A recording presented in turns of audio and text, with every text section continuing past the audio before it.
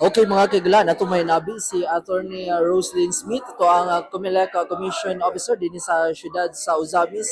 Attorney, mayong buntag, unsa na itong kalihukan karon? Okay, una sa tanan, ang ako ang pagtimbayan no, sa tibuok ko sa Misnon. Daghang kay salamat sa inyo sa mga pag-attend. Today's event is the provincial monthly meeting in preparation for our barangay and SK election scheduled November 2, 2026. So, unsa itong mga nanagunang naisgutan karon sa BSKE para pagpangandam, no? Yes, part sa ato ang preparation para sa election is ang ato ang mga action plan, no? Ang mga calendar of activities then discuss today with of course sa ato ang provincial election director, no, Attorney Mildred Alinas. Wherein resolutions governing this coming elections pertinent no, to the conduct of our elections has been discussed thoroughly so that hopefully everybody, especially ang ato ang mga concerned like the barangay officials, those aspiring candidates, everybody who would want to participate this coming election is malamdagan na sab sila. No? Attorney, nasayod ta nga ongoing karon na ang kaning paghisgot sa ubos balay balaoranan sa postponement sa BSKE karon tuiga. Bisan niya na nangandam gyapon ang COMELEC.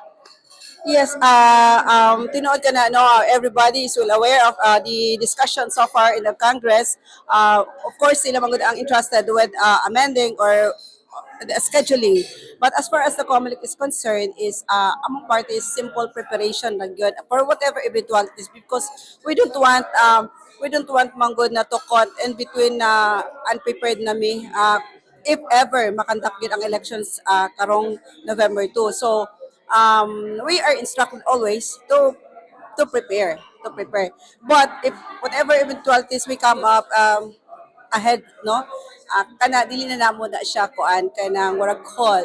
It's up for the Congress na to decide on what's gonna be well may tabo karong election.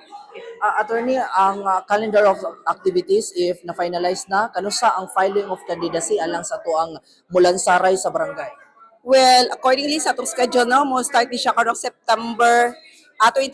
Accordingly, oo, nga tong it's 8 days nga COC. In fact, ato na instrukan ang ato ang mga kandidato nga ano na sila mag-prepare and if ever na sila mga questions, no, to come visit a COMELEC office so that we can always provide them with the necessary information as regarding the requirements para sa ilang pag-file sa ilang respective certificate of candidacy.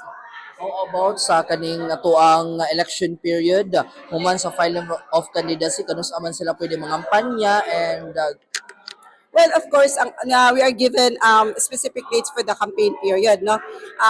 In fact, right after the filing of the COC, it's not automatic that they're going to ano na din to campaign, no. They are prohibited from doing so because the law specifies specific na campaign period so that everybody also have to observe the required period. kanusa gali ato ang barangay election November 2. Yes, November 2. Kalagalag. Kalag-kalag. Well, it's a good thing also, no? On the positive side because everybody would always be visiting dito sa ilahang lungsod, diin to asad na naka-layrest, no, ang ilahang mga loved ones. So, it's really an opportunity para dire-diretso na, no? Double ang ano ato. As in, double na, medyo exciting and hopefully, the COMELEC is prepared, especially ang atong Osamis City.